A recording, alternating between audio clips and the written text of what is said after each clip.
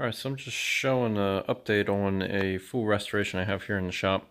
It is a 72 Chevy Nova, and it's coming along pretty well. I'm hoping to have it done shortly here in springtime so the customer can enjoy it, drive it over the warm months, and really enjoy it. I got the engine in place, all the front suspensions bolted on, rear suspensions bolted on. It's just got some dummy wheels on it for now just to make it rollable.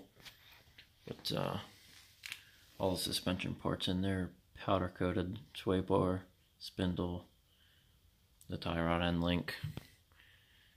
I painted that engine. That was ordered from Summit, I believe. It is a 350 with aluminum heads, aftermarket cam, intake, Holley carburetor, and the transmission's currently being rebuilt. I have the bell housing. I just powder coated some stuff yesterday, and you can see the reflection whenever you get some of that light on this color. It's completely different whenever it's outside, but it just really pops in the light. Beautiful paint job. And all the lines on this car's gonna be beautiful. You can see the reflection in it. But just wanted to make a quick update video on it to show where it's at now, and I'll progress along. I'll make a couple more videos and then some of me cruising it, hopefully. Interior needs everything done. Trunk was sprayed. I did that part, that Chevy speckle color.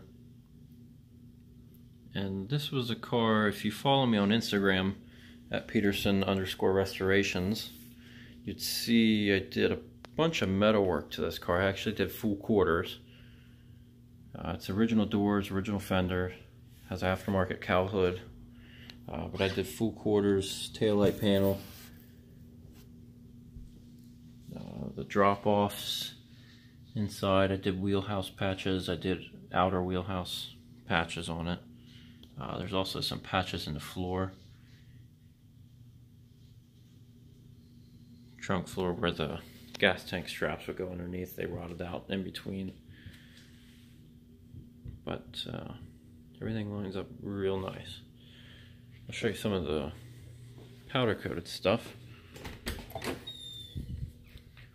Well, stuff that I've hanging for powder coat. Here's the bell housing. It's just an aluminum finish on that, but nothing, in my opinion, beats the durability of powder coating it and just how easy it is to clean afterward. And then just everything I have lined up here, everything's all capped off where there's threads, taped, ready to go. Bumper brackets, pedal assembly, transmission cross member, headlight buckets,